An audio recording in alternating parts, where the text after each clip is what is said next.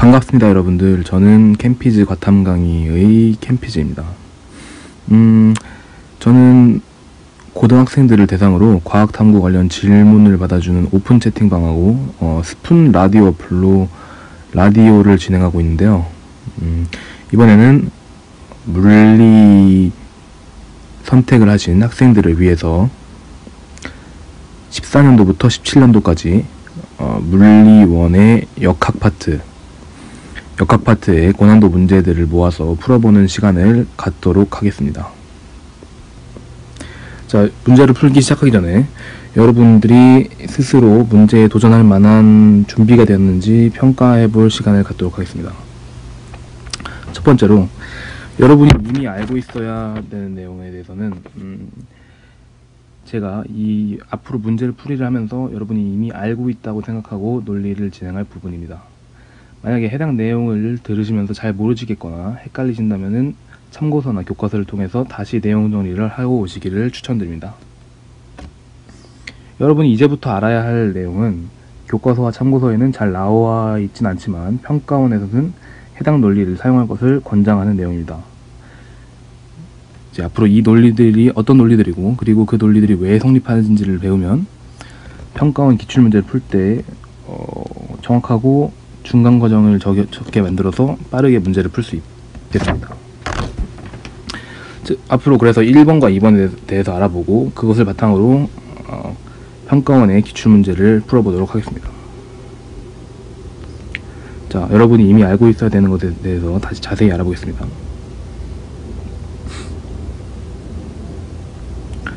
자, 첫 번째로 벡터의 합성과 변이, 속도, 가속도의 정의. 두 번째, 등가속도 직선운동, 그리고 VT 그래프를 그리기. 세 번째, 운동량과 충격량의 관계, 그리고 운동량 보존. 마지막으로 역학적 에너지 보존의 기본이 있겠습니다. 자, 벡터의 합성과 변이, 속도, 가속도의 정의. 벡터라는 것에 대해서 덧셈을 어떻게 하는지에 대해서 배워보도록 하겠습니다. 벡터는 기본적으로 화살표라고 생각하시면 됩니다. 여기 화살표 A와 B가 있을 때 A와 B를 더하려면 어떻게 해야 되는지를 보도록 하겠습니다. 자, 여기 A의 화살표에 가리키는 방향 부분을 꼬리라고 하고 시작하는 부분을 머리라고 했을 때 A와 B를 더하려면은 B 화살표의 머리를 A 화살표의 꼬리에 붙인 다음 A 화살표의 머리에서 B 화살표의 꼬리로 새로운 화살표를 만들어주면 이 화살표가 A 플러스 B 혹은 B 플러스 A라고 하는 화살표가 되겠습니다. 변이, 속도, 가속도에 대해서는 전부 벡터이므로 방향성이 중요하다는 것만 말하고 생략을 하도록 하겠습니다. 그 다음, 등가속도 직선운동에서 VT 그래프 그리기. 두 가지입니다. 그러니까 어떤 운동을 보고 VT 그래프를 그릴 수 있느냐와 VT 그래프를 보고 이 등가속도 직선운동에 대해서 파악을 할 수 있느냐, 두 가지인데, 첫 번째로 이 옆에 우측에 있는 세 가지 식은 외워두신다고 보면 편하겠습니다. 그 중에 두 번째 식 한번 봅시다. 이동거리는 V0t 플러스 2분의 1 AT제곱이라는 건데, 그거를 외우기 좋은 방법이 저 사다리꼴이 VT 그래프에서 면적이 있기 때문에 이동거리가 됩니다. 근데 면적을 두 개 나눠서 아래의 직사각형 부분 V0t 그리고 그 위에 삼각형 부분 2분의 1 곱하기 AT의 제곱이 되겠습니다. 그 다음, 운동량과 충격량의 관계, 그리고 운동량 보존에 대해서 봅시다. 운동량은 질량 곱하기 속도로 정의를 합니다. 속도가 벡터이기 때문에 운동량 역시 벡터입니다. 그리고 충격량은 힘 곱하기 충돌 시간, 이 정도로 정의를 하죠. 그런데 운동량의 변화량은 충격량이라고 하는데 이게 어떻게 되는지 봅시다. 운동량의 변화량은 이제 기본적으로 질량이 변하지 않는다는 상황에서 질량 곱하기 질량 곱하기 속도의 변화이기 때문에 운동량의 변화량은 질량 곱하기 속도의 변화라고 할 수 있겠습니다. 그것을 충돌하는 시간 혹은 이제 걸린 시간으로 나눠주면 델타 t로 나눠주고 거기다 델타 t를 곱하겠습니다. 그러면 가운데에 있는 델타 v 나누기 델타 t는 가속도가 되고요. 거기다 델타 t를 곱했기 때문에 ma 곱하기 델타 t는 f 곱하기 f 델타 t가 돼서 운동량의 변화량과 충격량은 같아지게 됩니다. 그리고 운동량 보존에 대해서 보겠습니다. 운동량 보존은 하나의 개를 다루는 건데요. 개에 대해서 말씀드리자면은 이제 여러 가지 물체들을 하나로 묶어놓으면 그게 하나의 개가 되는 겁니다. 그래서 운동량의 변화량이 없다는 것은 결국에는 충격량이 합쳐진 게 0이라는 겁니다. 어떻게 그럴 수 있냐? 자, 봅시다.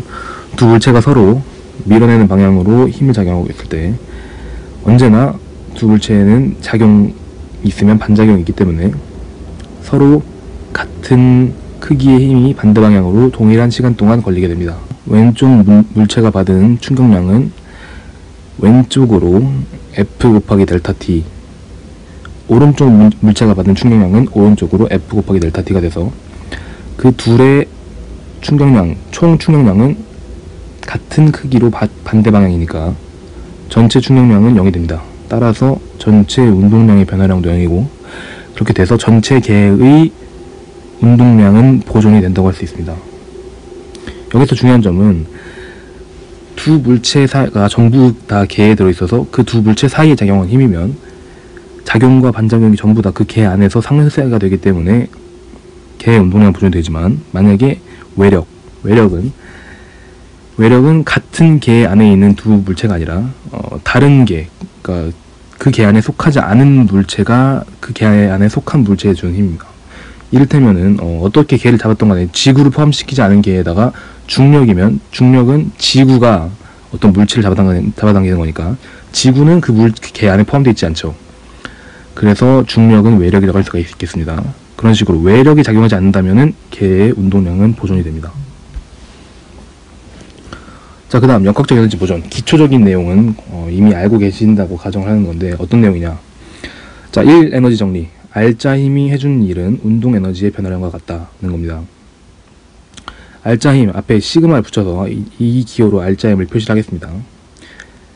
알짜 힘 곱하기 이동거리 S는 델타 EK, 저것은 운동량의 변화량을 나타내는 표시입니다. 따라서 나중 운동량이 2분의 1 mv 제곱 빼기 2분의 1 mv 제로의 제곱. 자, 이 운동량의 변화량, 이 알짜 힘이 해준 일과 같다는 겁니다. 중력의 경우에는 조금 더 특별한 게 있습니다. 중력은 역학적 에너지를 보존시킨다 라고 할 수 있는데 중력이 물체에 해준 일은요, 운동 에너지를 증가시켜주지만 포텐셜 에너지를 똑같이 감소시켜서 전체 역학적 에너지, 즉 운동 에너지와 포텐셜 에너지를 합친 값은 변하지 않도록 만듭니다. 이것을 역학적 에너지 보존이라고 할 수가 있겠죠. 다음, 자, 중력이 해준 일. 자, 자유낙하를 시키면 오로지 중력만이 작용하게 되는데 중력이 해준 일은 처음에 t가 0일 때나 t가 5초일 때나 t가 0초일 때나 똑같이 전체의 역학적 에너지는 같지만 포텐셜 에너지에서 운동 에너지로 에너지를 변환시켜주는 역할을 합니다. 지금까지는 여러분이 이미 알고 있어야 하는 내용에 대해서 알아봤다면 이제부터는 여러분이 지금까지는 몰랐지만 이제는 알아야 문제를 빠르고 간편하게 풀 수 있는 그러한 내용들에 대해서 얘기들을 해보도록 하겠습니다.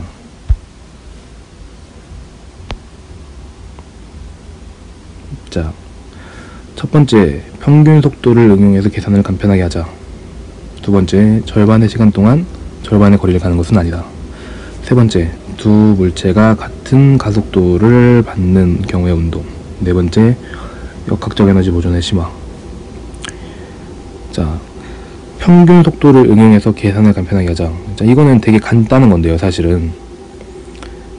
VT 그래프에서 만약에 이 물체가 등가속도 직선 운동을 한다면 언제나 정확히 시간의 중점, 즉 2분의 t가 되는 시간에 물체의 평균 속도를, 물체는 그 순간에 평균 속도를 갖게 되고 전체 t초의 시간 동안 그 속도로 달린 거와 같은 이동거리를 이동하게 된다는 겁니다.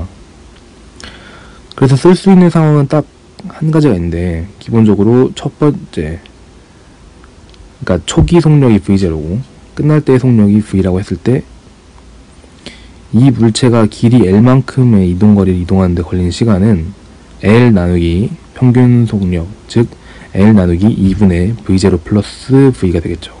이 내용은 되게 쉬운데 막상 잘 안 떠오를 수가 있어서 많이 연습해 보시는 것을 추천드립니다. 간단하죠, 첫 번째는. 그 다음, 과연 절반의 시간 동안 절반의 거리를 갈 수 있을까? 자, 어떤 사람이 스케이트보드를 타고 어떤 눈길을 가속도 A로 등가속도 직선 운동하면서 내려온다 칩시다. t가 0일 때 출발을 해서 t가 2t가 되는 순간, 시간이 2t가 되는 순간 2L의 거리를 내려왔다 칩시다. 그러면 정확히 시간 중점, 즉 평균 속도를 갖는 그 시점에는 얼만큼 진행할 수 있을까요? VT 그래프를 보면 아시겠지만 2분의 t초 동안 진행했을 때 그 0부터 2분의 t초까지 진행한 S1보다 2분의 t부터 t까지 진행한 S2가 더 큽니다. 따라서 절반의 시간, 평균 속도를 갖는 그 시점에는 절대로 전체의 절반인 L 지점까지 올 수가 없습니다. 이것은 문제로 딱히 나오는 것은 아니지만 굉장히 헷갈리기 쉬운 부분이라 미리 머릿속에 넣고 가시면 좋다, 약간 이 정도로 알아두시면 될 것 같습니다. 그 다음, 두 물체가 같은 가속도를 받는 경우의 운동. 두 물체가 같은 가속도를 받는다는 것은 가속도는 벡터량이기 때문에 계속적으로 두 물체가 균일하게 같은 가속도를 받는다. 즉 언덕 위에 두 물체를 올리는 것이나 아니면 그냥 두 물체를 하늘 위로 던지는 것도 똑같은 경우라 볼 수 있겠습니다. 중력을 받겠죠, 둘 다. 자, 그래서 V0, B는 0. 처음에 정지해 있으니까 B의 초기 속력은 0, A의 초기 속력은 V0라 했을 때 가속도가 같으므로 VB는 V의 초기 속력 더하기 AT, VA는 A의 초기 속력 더하기 AT가 돼서 VBA, 즉 A와 B의 상대속도는 B와 A의 초기 상대속도 차이로 일정하게 된다는 겁니다. 이게 무슨 뜻이냐면 지금 저기 언덕 위에 올려놓은 상황과 평지에다가 A와 B를 놓고 B 입장에서는 자신은 정지해 있고 A가 스스로에게 B한테 B0의 속력으로 달려오는 것, 그리고 A는 정지해 있고 B가 V0의 속력으로 A에게 전진하는 것과 같은 상황이라고 볼 수가 있겠습니다. 즉 둘 사이의 거리를 L이라고 하면 언제나 두 물체가 만나는 데 걸리는 시간은 L 나누기 V0가 되는 거죠. 이러한 상황에 대해서 조금 재미있는 예시를 살펴보도록 하겠습니다. 사냥꾼이 원숭이를 겨누고 있는데 원숭이는 사냥꾼이 총을 쏘면 손을 놔서 떨어질 생각으로, 즉 총을 피하겠다는 생각으로 준비를 하고 있습니다. 원숭이가 사냥꾼이 총을 쏨과 동시에 손을 놓는다고 가정했을 때 과연 이 원숭이는 총에 안 맞을 수 있을까요? 초기 속력이 V0로 원숭이를 정확히 향하고 있기 때문에 원숭이와 사냥꾼이 어떠한 가속도를 같이 받던 간에, 즉 공기저항을 무시했을 때 달에서 저 상황이 이루어졌건 지구에서 이루어졌건 초기 속력은 원숭이를 향하고 있는 방향이기 때문에 원숭이는 총알이 떨어지는 곳과 정확히 동일한 만큼의 양을 떨어져서 어쩔 수 없이 총을 맞고 사냥꾼에게 잡힐 운명인 겁니다. 이것을 VT 그래프로 보면 좀 더 혼란을 덜 수 있을 것 같아서 준비를 해봤습니다. 먼저 초록색 경우를 보죠. 편의상 왼쪽에 있는 것을 A, 오른쪽에 있는 것을 B라고 하겠습니다. B는 가만히 있고 A가 V0의 속력으로 거리 S를 T만큼, 시간 T만큼 이동을 해서 부딪혔어요. 그럼 부딪힐 때까지 A가 이동한 거리는 S일 겁니다. 그래서 저 면적은 V0 곱하기 T는 S가 되겠죠. 마찬가지로 빨간색 경우를 보시면 언덕에다가 A는 V0만큼 위로 방향으로 올라가게 해뒀고 B는 가만히 뒀습니다. 두 물체가 같은 가속도를 받아서 이제 움직이기 시작을 하면은 V는 V0 플러스 AT에서 두 물체가 척이의 운동 방향과 반대 방향으로 가속도를 받고 있기 때문에 점차 속도는 이제 속도의 크기가 줄어들겠지만 두 물체가 같은 기울기를 가지고 내려가기 때문에 두 물체 사이의 거리가 줄어드는 비율은 항상 똑같습니다. 즉 상대 속도가 일정하다는 거죠. 그래서 면적이 t초일 때 v0 곱하기 t가 돼서 똑같이 s, 즉 s만큼 거리를 줬을 때는 똑같이 t초만큼의 움직임이 있어야 둘이 충돌할 수 있다는 것을 알 수가 있겠습니다. 다만 다른 점이라고 한다면은 평지는 최고점이라고 할 만한 게 없죠. 다만 저 그 빨간색 운동에서는 보면 A가 운동 방향을 바꾸는 순간이 있습니다. 그 순간이 최고점이 된다는 것만 기억을 해두시면 되겠습니다. 다음으로 넘어가죠. 지금부터 설명한 내용을 찍기 위해서 이 영상을 만들었다고 봐도 무방할 정도로 역학적 에너지 보존의 심화에 대해서 이야기를 해보도록 하겠습니다. 일반적으로 물체에 힘이 작용한 채로 운동을 하면은 에너지가 변하게 됩니다. 그렇죠? 자, 물체에 힘이 작용한 채로 운동한다. 물체에 힘을 가하면은 에너지가 줄어들든 변하든 간에 하겠죠. 그래서 일 에너지 정리에 대해서 아까 살펴봤는데, 하지만 그렇지 않은 경우가 두 가지가 있습니다. 자, 첫 번째로 중력이 해준 일은 포텐셜 에너지를 운동 에너지로, 운동 에너지를 포텐셜 에너지로 변환시키는 데 쓰이므로 전체 역학적 에너지에는 변화가 없습니다. 그리고 진행 방향과 수직으로 작용하는 힘은 물체에 일을 하지 못하기 때문에 이 일을 아예 하지 못하기 때문에 뭐 에너지 변화를 일으킬 수가 없죠. 뭐 자기력 같은 경우가 있는데 역학에서는 이런 경우 나오지 않기 때문에 중력을 제외한 다른 힘들은 전부 다 역학적 에너지를 변환시킨다고 보시면 되겠습니다. 다음. 자, 정리를 하자면 다음과 같다. 중력을 제외한 물체에 작용하는 힘의 합력. 자, 전부 다 모든 힘들을 다 더한 다음에 중력은 생각을 안 하고 다른 모든 힘들을 생각한 그 힘의 합력이 해준 일은 물체의 역학적 에너지 변화와 같다. 자, 예시를 보죠. 물체에 위로 F의 힘이 걸리고 아래로 중력이 걸리고 있습니다. 중력을 제외한 R자 힘, 그러니까 중력을 제외한 모든 물체에 작용하는 힘의 합력은 F죠. F 곱하기 이동거리 S를 하면 그것은 전체 역학적 에너지를 증가시킨 양이 정확히 그만큼인 겁니다. 두 번째, R자 힘이 해준 일은 물체의 운동 에너지 변화와 같다. 자, 이 물체에 걸리는 R자 힘은 F 빼기 mg입니다. 그것을 힘의 방향과 같은 방향으로, R자 힘의 방향과 같은 방향으로 S만큼 이동했기 때문에 F-mg 곱하기 S는 운동 에너지 변화와 같죠. 이 둘에서 오는 차이는 무엇일까요?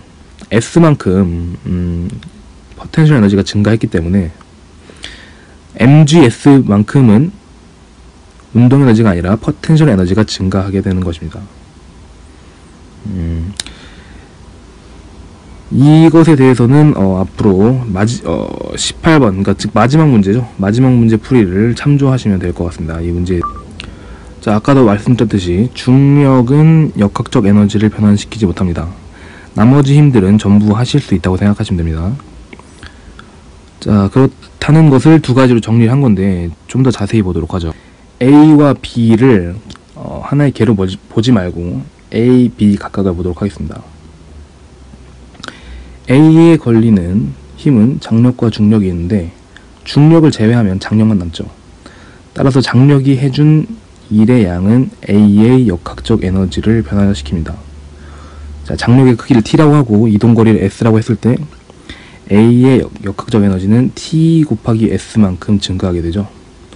B에는 장력이 위로 t, 중력이 아래로 mg만큼 작용하므로 중력을 제외한 힘은 외력은 위로 t입니다.